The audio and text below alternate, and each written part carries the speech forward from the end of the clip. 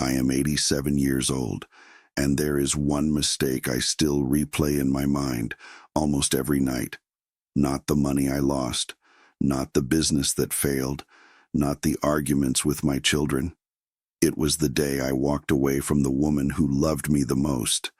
She didn't cheat on me, she didn't lie, she didn't betray me, she just loved me quietly. And I was too young, too proud, too restless to understand the value of that kind of love.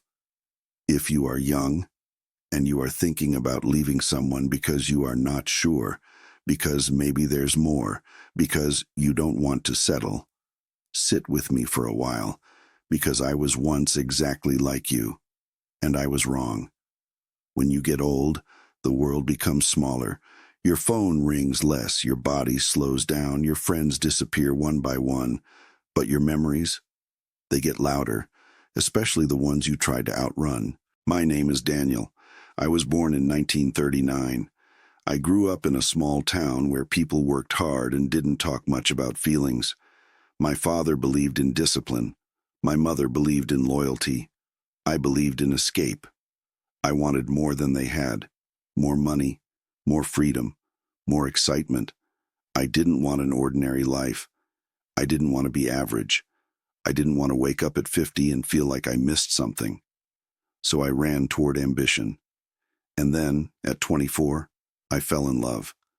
Her name was Margaret. I met her in a bookstore. She was sitting on the floor between two shelves reading poetry.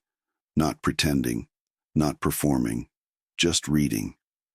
I remember thinking she looked peaceful, like the world didn't rush her.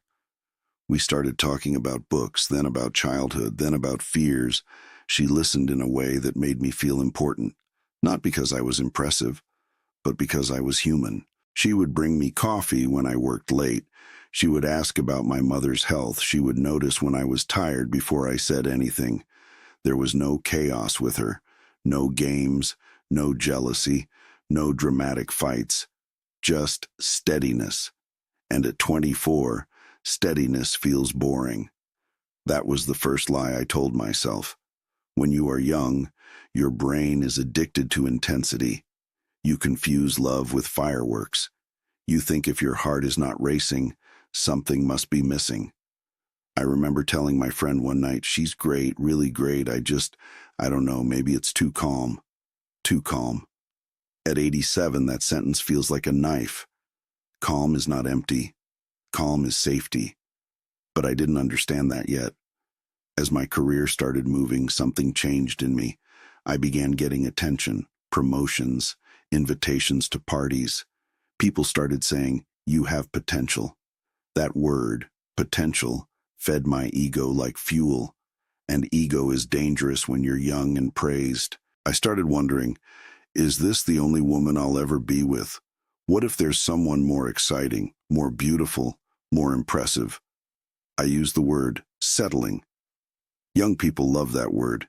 It makes selfishness sound strategic. I told myself I was too young to commit. I said I needed to explore. I convinced myself that choosing one person meant limiting my future. The truth? I was afraid. Afraid that if I chose her, I would miss out on something better. So I ended it. Gently, calmly, respectfully. She didn't scream. She didn't beg. She just looked at me and said, "I hope you find what you're looking for." And she meant it. That was the last time she ever tried to hold on to me. I walked away feeling powerful, free, important, for about 6 months. Then the silence began. Success came quickly. By 35, I had a house bigger than my parents ever dreamed of, a new car, a good suit, a strong handshake. People respected me. I dated women who were louder than Margaret, more glamorous, more dramatic. The relationships were exciting, but they were also exhausting. There were fights, suspicion, ego battles, passion followed by distance, high highs, low lows. It felt intense, and intensity feels like love until you try to build a life on it. Meanwhile, I heard Margaret got married, a school teacher, not rich, not flashy, steady. They had children. I saw her once in a grocery store about 10 years later. She looked peaceful, not trying to impress anyone, not scanning the room, just present. She introduced me to her husband. He shook my hand firmly. There was no insecurity in him, no need to compete. I drove home in my expensive car that day and felt something I couldn't name. It wasn't jealousy. It was emptiness. You see, achievement stimulates the mind. Love stabilizes the soul. I had built a life full of stimulation, but no anchor.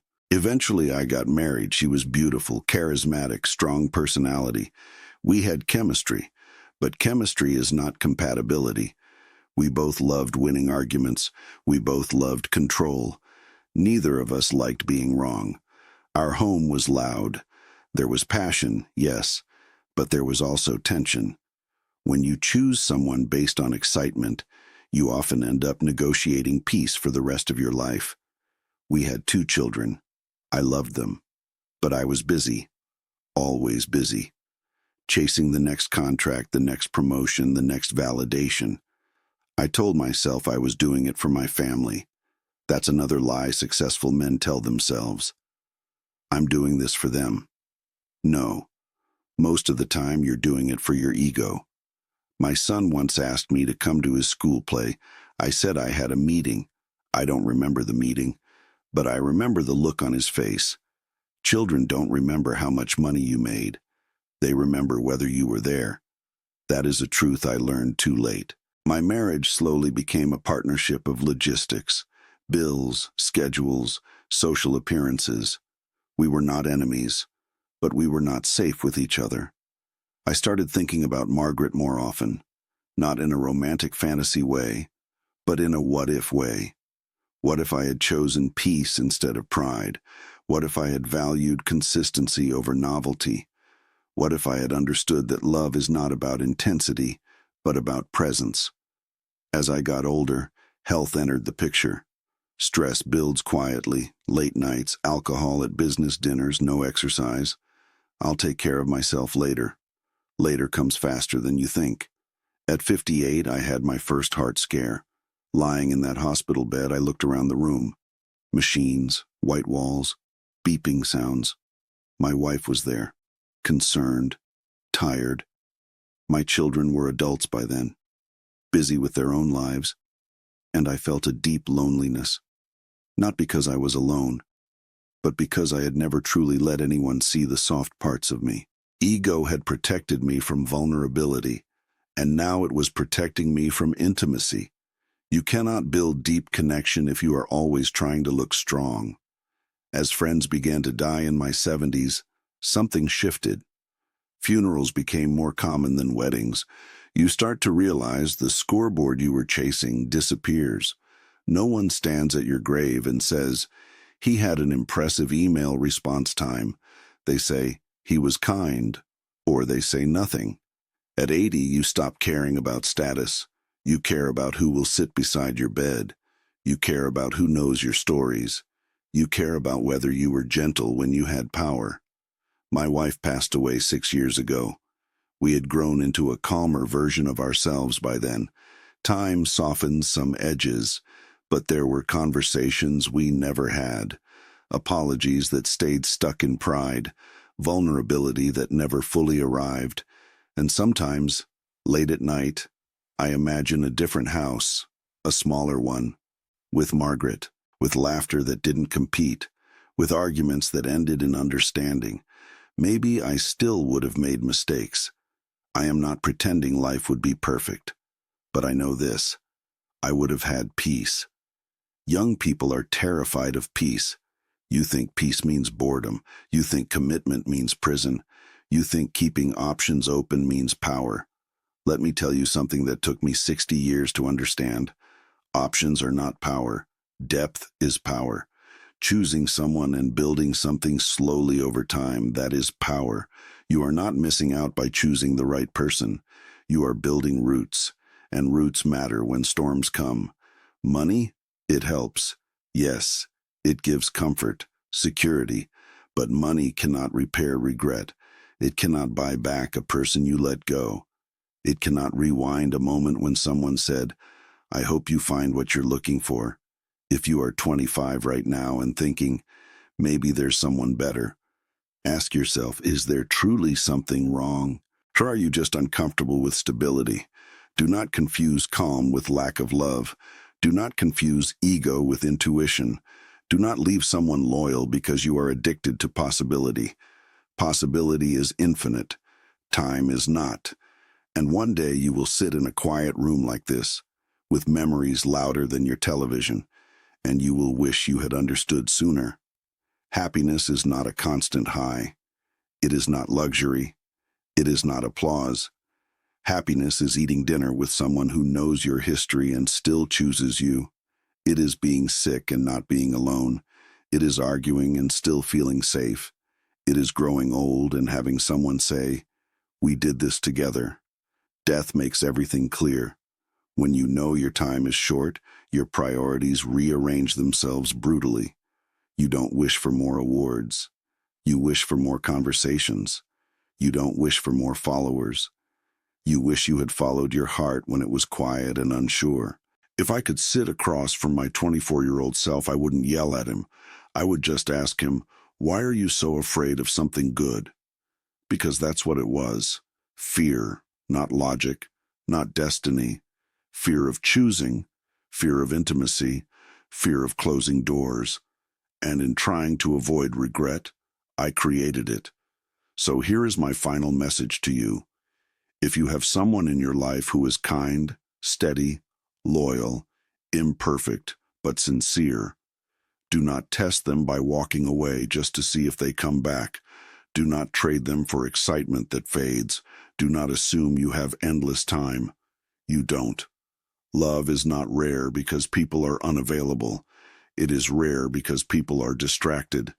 Do not be distracted when something real is in front of you. I am 87 years old. My hands shake now. My steps are slow. My world is quiet.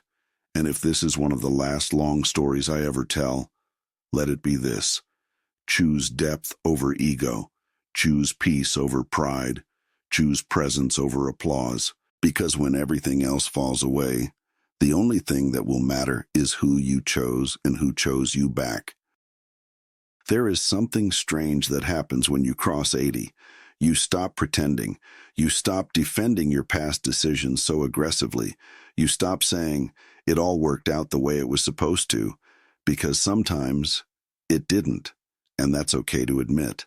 For many years, I told myself that leaving Margaret made me stronger, that it pushed me to achieve more, that if I had stayed, maybe I would have become ordinary. But do you know what I learned about ordinary? Ordinary is underrated. Ordinary is Sunday morning pancakes. Ordinary is folding laundry together. Ordinary is knowing how someone takes their tea without asking. I spent my youth trying to avoid an ordinary life. Now I would give anything to relive one ordinary day with the right person. Let me tell you something painful. About 10 years ago, I received a letter. Real paper. Real handwriting. It was from Margaret's daughter. Margaret had passed away. In the letter, her daughter wrote that her mother sometimes spoke about a young man she once loved who chose ambition. She didn't say it with anger. She said it with softness. Softness is harder to live with than anger. Anger would have made me defensive. Softness made me quiet. The letter said, she always hoped he found what he was looking for. I sat at my kitchen table for a long time after reading that. Did I find what I was looking for? I found money. I found status. I found moments of excitement. But what was I actually looking for at 24? If I'm honest, I was looking for certainty. I wanted to be sure. Sure she was the one. Sure I wouldn't regret it. Sure there wasn't someone better. Young people want guarantees before they commit. But love doesn't give guarantees. It gives opportunity. And you either build on it, or you walk away from it. There is no perfect certainty. Only choice. I want to talk to you about something nobody teaches young men or young women. How your nervous system confuses chaos with chemistry. When something feels unpredictable, your body reacts strongly. Your heart beats faster. You feel anxious. You feel alive. You think, this must be love.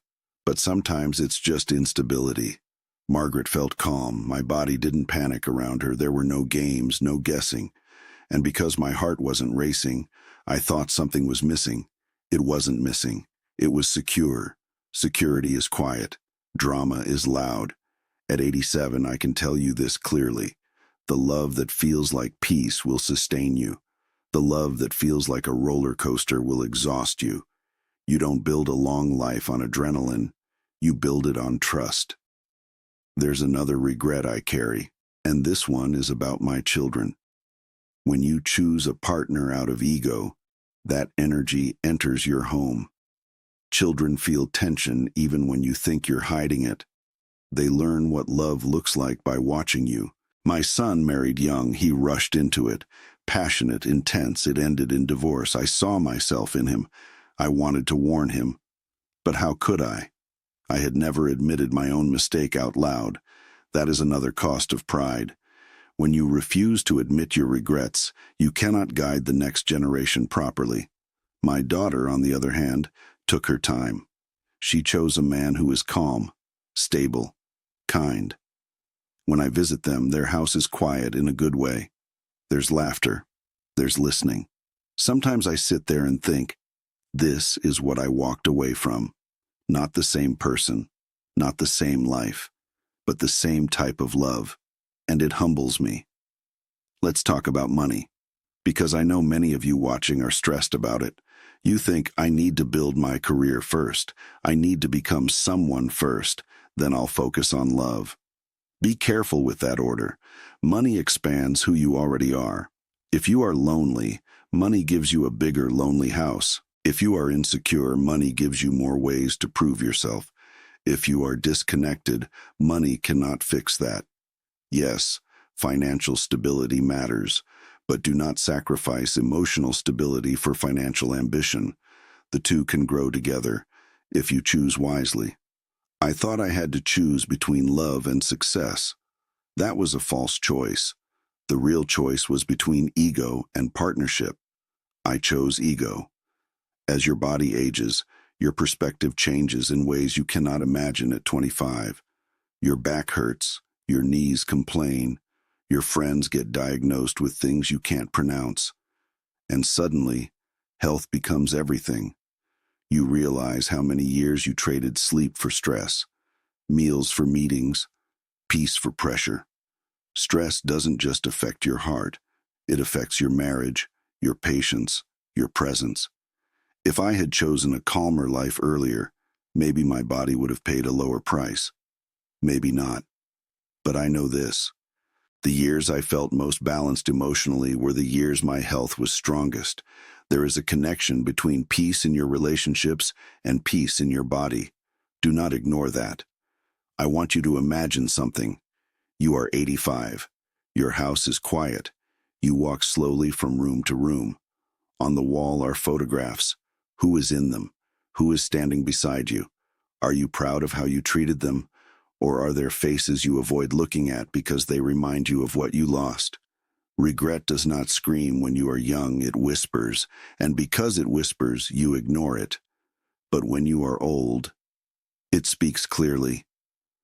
There were many nights in my 60s when I lay awake thinking about that bookstore, about poetry, about the version of myself that almost chose differently. Not because I believed life would be perfect, but because I knew I had walked away for the wrong reason. Not incompatibility, not betrayal, fear. And if there is one enemy of a meaningful life, it is fear disguised as logic. I'm just being practical. I'm just keeping my options open. I'm just focusing on my growth. Sometimes those sentences are wise. Sometimes they are shields. Only you know which one you're using. In the end, happiness surprised me. It wasn't the promotion. It wasn't the applause. It wasn't the expensive watch. It was small things. My grandson falling asleep on my chest. My daughter calling just to talk. A quiet cup of tea without urgency. Happiness is usually quiet, just like Margaret was, and that irony is not lost on me. I don't tell you this story so you feel afraid. I tell you so you feel aware. If you are in a relationship that is healthy but not dramatic, look deeper before you leave. If you are chasing someone who makes you anxious and unsure, ask yourself why that feels attractive. If you are postponing love because you want to maximize your options, remember that time does not wait for optimization. Life is not a strategy game. It is a series of irreversible choices, and most of them feel small when you make them. The day I left Margaret felt small. Just another conversation, just another decision. But some small decisions shape the rest of your life. I don't know how much time I have left. At this age, you don't speak in decades. You speak in seasons. But if this is one of the last long things I ever say, let me say it clearly. Do not run from peace. Do not worship potential. Do not trade loyalty for ego. If someone loves you gently and consistently, value that. Protect that. Build with that. Because when the noise fades, when the career slows, when the body weakens, the only thing that truly stays is the love you chose or the love you let go.